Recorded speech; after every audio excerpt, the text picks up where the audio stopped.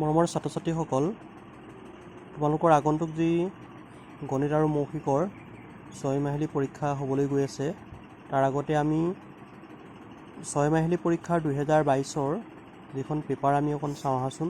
ইয়াৰ আগত মই 2023 বৰ্ষৰ 6 মাহিলী পৰীক্ষাৰ প্ৰশ্ন পেপাৰখন দিয়া আছিলে ইউটিউবত। যিসকলে চোৱা নাই চাই ল'বা, আৰু তোমালোকে আজি 2022ৰ এই পেপাৰখন আজি ঘৰত কৰিবা। মই প্ৰশ্নখিনি অকণমান দেখাই দিছোঁ, তোমালোকে স্ক্ৰীনশ্বট মাৰি ল'বা বা চাই ল'বা, ঘৰত এইখিনি প্ৰেক্টিছ কৰিবাচোন। এনেকুৱা ধৰণৰে কুৱেশ্যন আহিব 2025 বৰ্ষৰ এইবাৰ 6 মাহিলী পৰীক্ষাত। তোমালোকে চাবা, ইয়াৰ সমতুল্য ভগ্নাংশ লিখিবলৈ দিছে। ত্ৰিভুজৰ বাহু তিনিটাৰ দীঘৰ যোগফলক কি বুলি কোৱা হয়? এইটো পৰিসীমা বুলি কোৱা হয়। ওজনৰ মুখ্য জোখটো কি? এইটো গ্ৰাম হয়। হৰণৰ পিছত ৰৈ যোৱাখিনিক কি বুলি কোৱা হয়? এইটো ভাগশেষ বুলি কোৱা হয়। এইখিনি চাবা, এনেকৈ কৰিব দিছে, আৰু এই অংককেইটা কৰি দেখাব লাগিব দেই, 2 নম্বৰৰ পৰা কৰি দেখাবা। এইটো খালী ঠাই পূৰ কৰিব দিছে, এইটো 50 পইচাক টকাত প্ৰকাশ কৰিব লাগে, এইটো ভালকৈ চাই ল'বা। আৰু এইটো পূৰণফল উলিয়াব লাগে।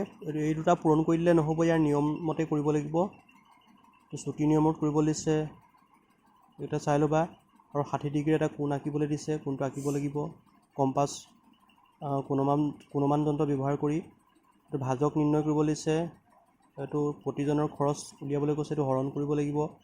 এটা বৃত্ত আঁকি পেলাই কেন্দ্ৰ, ব্যাস, ব্যাসাৰ্ধ চিনাক্ত কৰিব লাগে। কম্পাছেৰে এইটো আঁকিবা, এইটো যোগ কৰিব দিছে, আৰু এইটো মই কৰি দিছিলোঁ অংকটো, চাবা। আৰু এই অংকটো মই শিকোৱা আছিলে, ভালকৈ চাবা তোমালোকে। সূত্ৰ লিখি চিত্ৰ আঁকা আহিবই পৰীক্ষাত। এইটো সমদ্বিবাহু ত্ৰিভুজ আৰু আয়তৰ দিছে, তোমালোকে বাকীকেইটাও চাবা। বৰ্গ, চতুৰ্ভুজ, সমবাহু ত্ৰিভুজ, বিষমবাহু ত্ৰিভুজ চাবা। আৰু খালী ঠাই দিছে, খালী ঠাইখিনি কৰিবা। এইবিলাক এনেকুৱা ধৰণৰ যিখিনি কুৱেশ্যন কিতাপত আছে, সেইখিনি তোমালোকে ভালদৰে চাবা, পৰীক্ষাত আহিব।